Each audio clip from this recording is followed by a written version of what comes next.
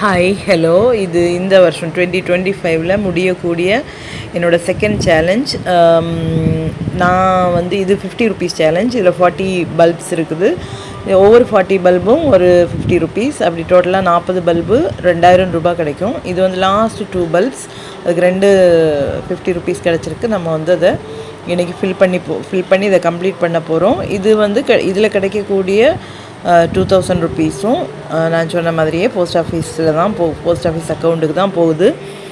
நான் ஏற்கனவே சொன்ன மாதிரி நம்ம பெரியவங்களுக்கு போஸ்ட் ஆஃபீஸ் அக்கௌண்ட் எடுக்கிறது வந்து எந்த அளவுக்கு அவங்க விருப்பப்படுவாங்க அப்படின்னு எனக்கு தெரியல. ஆனால் நான் சொல்லுவேன், சின்ன பிள்ளைங்களுக்கு, உங்கள் பிள்ளைங்களுக்கு வந்து நீங்கள் ஒரு சேவிங் ஹேபிட் உண்டாக்கி கொடுக்கணும் அப்படின்னு நீங்கள் நினச்சிங்கன்னா நிச்சயமாக நீங்கள் வந்து போஸ்ட் ஆஃபீஸ் அக்கௌண்ட் ஒன்று ஓப்பன் பண்ணி கொடுங்க. ஏன்னா அதுக்கு நிறைய அட்வான்டேஜஸ் இருக்குது. ஒன்று, மோஸ்ட்லி நமக்கு பக்கத்துலேயே இருக்கும் போஸ்ட் ஆஃபீஸ்.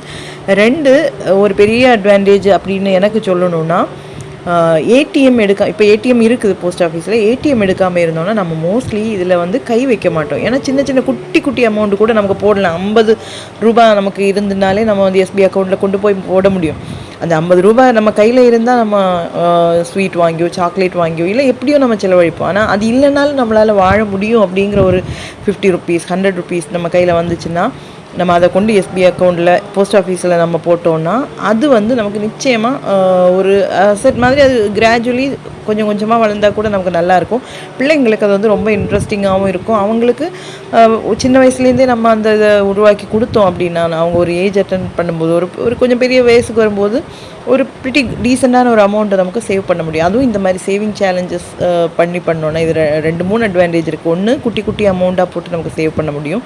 2, இந்த கலரிங் வந்து ரொம்ப தெராப்பியூட்டிக். நீங்கள் நினைக்கிற மாதிரியே இல்லை. நம்ம வந்து ரொம்ப டென்ஷனில் இருக்கும்போது நமக்கு வந்து அது வந்து ஒரு தெராப்பியூட்டிக்கான ஒரு எக்ஸ்பீரியன்ஸை கொடுக்கும். 3, சின்ன வேஸ்ட் எக்ஸ்பென்சஸையாவது நம்ம கம்மி பண்ணிவிட்டு இந்த மாதிரி விஷயங்கள் செய்யும்போது நம்ம அதுக்குள்ளே நாமளே இன்வால்வ் பண்ணிப்போம். அப்படி கொஞ்சம் அட்வான்டேஜஸ் இருக்குது. அப்போது எனக்கு இந்த 2025ல் நான் 2 சேவிங் சேலஞ்சஸ் முடிச்சிருக்கேன்.